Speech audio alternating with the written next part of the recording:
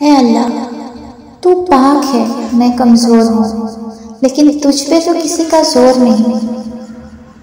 तू तो कुदरतों वाला है ना, तू तो शान वाला है ना।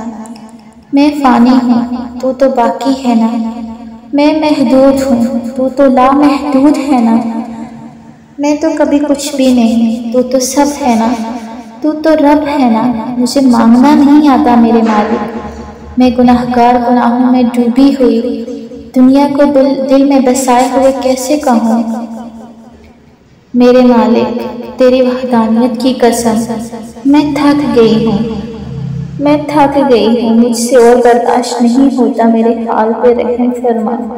ऐ दामों जहानों के मालिक, मुझे माफ़ कर दे मेरे अल्लाह, मुझे माफ़ कर दे अल्लाह। मुझ गुनाहगार को सिराते मुस्तकीम पर चलाते हुए मेरा खात्मा ईमान पर फरमा और रोज़े क़यामत नामाए अमाल दाएं हाथ में थमाते हुए प्यारे मोहम्मद मुस्तफ़ा सल्लल्लाहु अलैहि वसल्लम के पड़ोस में जगह अता फरमा। आमीन या रब्बल आलमीन।